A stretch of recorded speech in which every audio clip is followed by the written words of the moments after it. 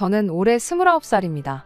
대학교를 졸업하자마자 취직을 했고 처음 다닌 회사가 제가 생각하는 방향과는 맞지 않는 것 같아 반년 정도 다니다가 과감하게 사직서를 제출했어요. 그리고 남은 반년을 다시 열심히 준비해서 지금 다니는 회사에 들어오게 되었지요. 월급이라고 6개월 받았던 것도 새로 취직 준비를 하면서 홀랑 까먹었지만 그렇게 1년 보낸 시간을 날렸다는 생각이 들지 않게 새로운 회사에 들어가면서부터는 좀 더 열심히 저축을 했습니다. 제가 본격적으로 저축을 시작하면서 부모님 덕을 좀 많이 봤어요.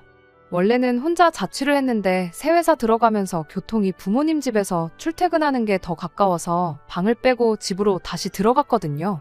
덕분에 나가던 월세만큼 더 돈을 아낄 수 있었고 필요한 지출이 생기면 부모님 찬스를 쓸 때도 있었어요.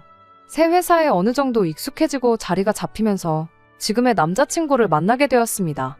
인연을 만나다가 자연스럽게 결혼 이야기가 나온 케이스예요. 남자친구는 저보다 4살 위였고 회사 이름이나 벌이나 서로 비슷했어서 그런가 결혼 이야기가 처음 나왔을 때 조건 같은 부분에서 네가 잘났네, 내가 잘났네 따질 만한 건 없었습니다. 벌이 부분에서 사실 차이가 있긴 했었죠. 하지만 나이 차이도 있고 제가 1년을 쉬었던 일도 있다 보니 남자친구가 경력이 저보다 몇 년 더 앞서 있었기 때문에 나는 차이이지 직급이나 호봉을 똑같이 두고 본다면 별 차이 없이 비슷비슷한 정도라서 비슷한 벌이라고 한 겁니다. 당장만 두고 보면 남자친구가 저보다 달에 30만 원 정도 더 벌긴 했어요. 아무튼 결혼 이야기가 나오면서 나눈 이야기 중에 가장 먼저 나온 건 반반 결혼에 대한 이야기였습니다.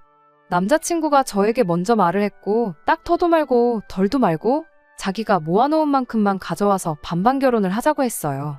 자기가 20대에 결혼했으면 부모님한테 어느 정도 지원을 기대했겠지만 이제 나이도 나이인데 부모님 손 벌릴 때는 지난 것 같다고 하더군요.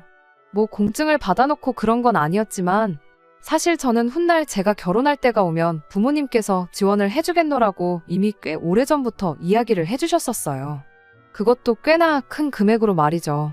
제가 외동딸이라 그런 것도 있지만 부모님께서 매번 제 결혼에 대해 하시던 말씀 중 하나가 너 시집가면 해달라는 거 다 해줄 수 있다. 대신 너무 현재의 모습만 보고 결혼 상대를 정하지 말고 그 사람의 장래성까지 다 따져보고 선택하라는 말이었어요. 당장 제 결혼 상대가 보잘것없을지라도 앞으로의 가능성 같은 것도 관찰해보란 소리셨죠. 경제적인 부분은 당신들이 지원해줄 수 있으니 저랑 앞으로 더 좋은 미래를 꾸려나갈 수 있는 그런 사람을 만나라는 말이었습니다. 저희 부모님이 뭐 억만장자 같은 부자는 아니지만 경제적으로 부족하신 건 없어요. 저희 부모님은 정육점을 하시는데 주변에 도보로 아파트 단지가 밀집해 있기도 하고 주변의 마트가 애매한 위치에 있는 자리에서 하고 있다 보니 장사가 엄청 잘 됩니다. 한자리에서 오래 하셨기 때문에 경쟁업체가 생겨도 큰 타격이 없었고 정직하게 장사하셨다 보니 단골도 엄청 많으시고요. 그 덕에 저희 삼촌들까지 해가지고 가게를 2개를 더 냈어요. 그 가게들도 저희 부모님이 차려준 거라 삼촌들이 따로 저희 부모님께 매출의 일부를 주고 있기도 하고요. 당장 부모님이 가게를 팔아버려도 2분 노후까지 먹고 사는데 지장이 없을 정도로 경제적인 부분에선 아쉬울 게 없는 상황이셨거든요. 여유가 있으시니 할 수 있는 말이겠지만 아무튼 저한테 늘상 강조하셨던 게 장래성 있고 오래 행복할 수 있는 사람과 결혼하란 이야기를 자주 하셨습니다. 이야기가 잠깐 새긴 했는데 아무튼 남자친구가 부모님 도움을 받지 않겠다고 하는 말이 터무니없는 소리처럼 들리지는 않았습니다. 저도 이직 후에 1년 낭비한 거 메꾸겠다고 열심히 돈을 모으고 하다 보니 나름 돈 모으는 방법도 터득하고 거기서 돈 모으는 재미가 뭔지도 알게 되었거든요. 게다가 저나 남자친구가 월급이 적은 편도 아니고 하나하나 작은 목표부터 이루어 나가는 것이 처음부터 모든 걸 다 갖추고 시작하는 결혼보다 훨씬 의미 있고 값진 경험이 될 수도 있겠다고 생각했어요. 그 값진 경험이 저희 부모님이 늘상 강조하셨던 좋은 미래를 꾸려나갈 수 있는 밑거름이 될 수 있겠다는 생각이었죠. 그래서 남자친구한테 반반 결혼 나도 좋다고 했어요. 원래 부모님 지원을 받을 계획이 있긴 했지만 오빠 말대로 우리 힘으로 우리 앞길 잘 꾸려나가보자 말했죠. 대출이 조금 생기긴 하겠지만 회사에서 직원들 대상으로 좋은 금리로 대출해주는 복지제도가 저희 회사나 남자친구 회사나 둘 다 가지고 있던 상황이기도 했고 그렇게 양쪽 회사에서 대출받고 모은 돈 합치고 하면 자동차나 리모델링은 조금 무리겠다 싶기도 하지만 두 사람 시작할 작은 신혼집의 결혼식 비용 정도는 모두 충당하겠다 싶었거든요. 대출이야 요즘 대한민국에 대출 없이 사는 사람이 어디 있겠으며 그거 갚아나가는 것 또한 좋은 기회가 될 거라고 생각했기에 이자 정도는 무리도 아니겠다는 생각이기도 했었어요. 그런데 남자친구가 제 대답을 듣더니 자기는 그렇다 쳐도 저는 부모님 지원을 받아야 하는 거 아니냐고 묻더라고요. 양가 지원 없이 우리 힘으로 시작하자는 소리 아니었냐. 그런데 갑자기 무슨 지원 타령이냐 제가 물어봤어요. 그랬더니 남자친구가 자기가 얼마나 모아놓았을 줄 알고 아무 도움 없이 반반 결혼을 할 수 있다고 생각한 거냐고 대답을 하더라고요. 그때는 아차 싶었어요. 생각해보니 남자친구가 저보다 나이도 많지. 회사 생활도 오래 했지. 거기에 월급도 더 많은데.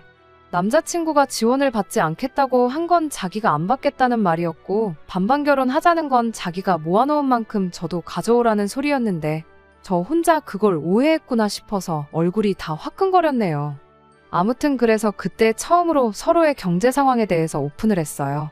연봉이랑 이런 사소한 것들이야 연애 시작하고 얼마 지나지 않아서 서로가 공유를 했지만 그동안 얼마나 모아놓았는지에 대해서는 사실 한 번도 이야기했던 적이 없거든요.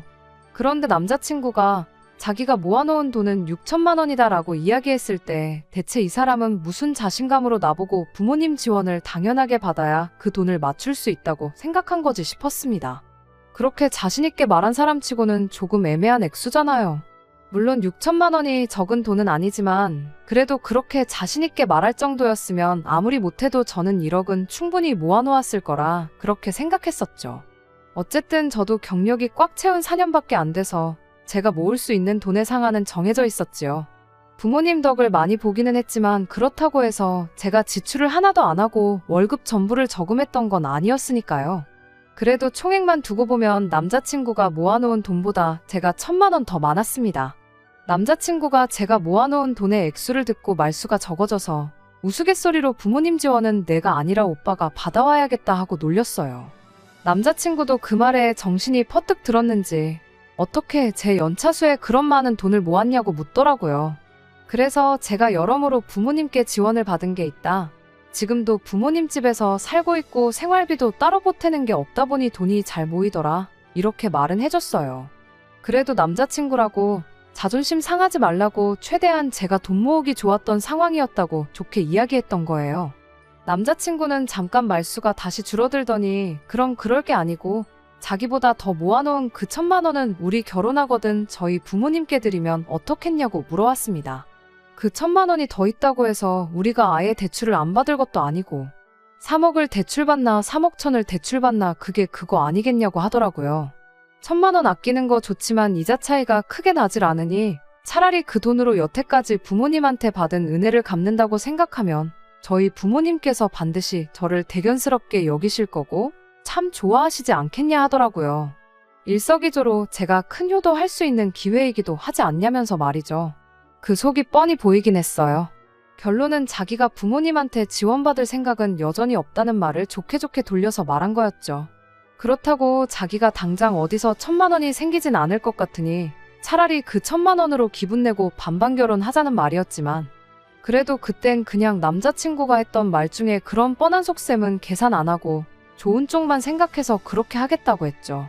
남자친구 말 맞다나 1,000만 원이 크다면 큰 돈이지만 저희가 거의 대출받는 액수도 상당했다 보니 그거 생각해보면 또 그렇게 큰 액수도 아니고 게다가 당장 남자친구 월급이 저보다 높았으니 그거 생각하면 그러려니 넘어갈 수 있는 액수이기도 했고 저도 여태까지 부모님 집에 얹혀 살면서 이득 본 게 많았으니 효도한다 생각하면 못할 것도 없겠더라고요. 그래서 남자친구한테 그렇게 하겠다 말했죠. 그때는 뭐 조목조목 따져가며 하나하나 다 짚고 넘어갈 그런 생각도 하지 않았습니다. 어쨌든 저도 2년 연애하면서 이 사람의 좋은 점도 많이 봤고 어느 정도 확신이 있었으니 결혼까지 결심했는데 돈 1,000만 원 때문에 파혼하는 것도 웃기겠다는 생각이었어요. 아무튼 그렇게 얼추 결혼 자금에 대해서 이야기가 끝나니 결혼도 어느 정도 확실시되는 분위기였어요. 그리고 그때쯤에서 서로를 양가 부모님께 소개를 하게 되었죠. 남자친구를 저희 부모님께 소개시키는 날이었는데 원래는 며칠 동안 고생해서 따로 예약해놓은 장소가 있었는데 부모님 가게 사정 때문에 아쉽게 예약 취소를 해야 했습니다. 급한 대로 약속 장소를 바꿔서 저희 집 근처에 있는 그나마 분위기 괜찮은 레스토랑으로 다시 예약을 했습니다. 가게 앞에서 부모님과 합류해서 부모님 차로 같이 이동을 했어요. 그때 남자친구가 저희 집이 정육점을 한다는 사실을 처음 알았어요. 저한테 부모님이 정육점을 하시는구나 하고 말하고는 고기는 원 없이 먹어봤겠네. 우리 결혼하면 고기 반찬은 매일같이 먹을 수 있겠다. 뭐 이런 반응을 보였습니다. 그때는 대수롭지 않게 넘겼어요. 사실 별로 따지고 들만한 발언은 하나도 없었고 말이죠. 아무튼 부모님께서는 남자친구를 어느 정도 마음에 들어 하셨습니다. 말씀드렸다시피 저랑 스펙 같은 건 누가 잘났네 따질 것도 없이 비슷했고, 무엇보다 남자친구 태도나 행동에서 자신감이 보인다고. 요즘 사람들 공부만 했어서 그런가 자기 의견 말하는데 소극적이고 샌님 같은 사람들 많이 봤는데 그런 점이 남자다워 보인다며 마음에 참 들어 하셨지요. 똑같은 조건의 사람이라면 매사에 자신감이 있는 사람이 나중에 가서 더 성공하는 법이라며 늘상 강조하시던 장래성에 대해서도 좋게 보셨던 것 같아요. 아무튼 그렇게 양가에 서로 인사를 드리고 나니 저희 결혼이 더더욱 본격적으로 진행이 되는 듯 보였어요. 양가의 인사 끝나고 나서는 자연스럽게 상견례 날짜를 잡았지요. 상견례 때는 별다른 이상한 점을 느끼진 못했어요. 다만 이상했던 건 예비 시어머니가 제가 혼자 인사드리러 갔을 때는 이것저것 질문도 많고 말도 많았는데 유독 상견례 날에는 딱딱 짧게 필요한 말만 하고 대답만 하고 그랬습니다. 저만 있을 때랑 또 저희 부모님이 같이 계실 때랑 느낌이 다르니 그러는 거라 생각했어요. 상견례 분위기 자체는 나쁘지 않았거든요. 결혼 준비에 대해서는 저랑 남자친구 두 사람에게 전적으로 맡기는 걸로 하고, 예단이니 예물이니 이런 건 나중에 기회가 생기면 한 번 더 자리를 만들어 이야기를 나누자고 했고, 상견례는 그렇게 문제없이 끝이 났지요. 양가 상견례도 별탈 없이 끝났고 이제 뭐 결혼하는 건 시간 문제구나 싶었지요. 제 친한 지인들 몇 명한테만 나 곧 있으면 결혼한다고 제 소식을 알렸고, 청첩장이 나오면 나오는 대로 다른 사람들한테도 전부 알릴 계획이었습니다. 그런데 상견례 지나고 나서 며칠 지나지 않아서 예비 시어머니한테서 저만 따로 만나고 싶다는 연락을 받게 되었어요. 제 번호는 처음 인사드린 날 알려드리긴 했지만 그 이후로 저한테 연락 한 번 없었고, 결혼 준비는 상견례 때 저희한테 전적으로 맡긴다고 하셨는데 무슨 할 이야기가 있어서 찾으시나 싶었습니다. 따로 이야기하기로 했던 예단 이야기를 하려고 그러나 싶기도 해서 정말 아무 생각 없이 부르는 장소로 나갔어요. 예상한 대로 남자친구는 없었고 예비 시어머니 혼자 나와 있었어요. 무슨 일로 부르셨나 했는데 할 얘기가 있다고 불러놓고선 정작 본론은 이야기 안 하고 날씨가 어떠니 그런 영양가 없는 이야기만 주고받고 있었어요. 자리가 끝날 때까지 별다른 말은 없었죠. 그냥 예비 며느리 보고 싶어서 부르셨나 보다 하고 식사라고 해봐야 3만 원도 안 나왔어서 제가 계산하겠다 했어요. 그리고 가방에서 지갑을 꺼냈는데 그때 예비 시어머니가 역시 하면서 한숨을 푹 내쉬더라고요. 그러더니 자기가 할 말이 있어서 불렀는데 안 할라다가 해야겠다며 자리를 좀 옮기자고 하더라고요. 그래서 근처에 있는 카페로 갔습니다. 카페에 가서 자리를 앉으니 예비 시어머니가 너를 보니 걱정이다 하면서 한숨을 또 내쉬더라고요. 당최 난데없이 한숨을 푹푹 내쉬면서 걱정이라고 하니 내가 무슨 실수라도 했었나 싶더라고요.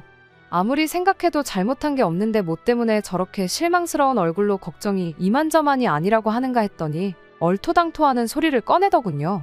제가 명품에 환장한 사람처럼 보여서 걱정이라고요. 뜬금없이 무슨 말을 하시는 거냐 했더니 제 지갑이 명품이지 않느냐고 하는 거예요. 명품은 맞긴 한데 이건 제가 대학교 들어갔을 때 아버지한테 선물 받은 지갑이에요. 가방도 같은 브랜드로 하나 있긴 한데 그건 처음 취직했을 때 어머니께서 사주셨던 거고요. 제 돈 주고 사본 적도 없고 집에 명품이라고는 그거 2개밖에 없는데 저에 언제 뭘 보고 제가 명품을 밝힌다고 하시는 거냐 되물었어요. 아까 전 식당에서 계산할 때 그제서야 제가 지갑 꺼내는 거 보고 브랜드 로고를 봤던 건데 제 지갑 하나만 보고 제가 명품을 밝힌다고 생각한 거면 솔직히 너무 억울하잖아요. 그랬더니 예비 시어머니가 상견례 때 이야기를 꺼내더라고요.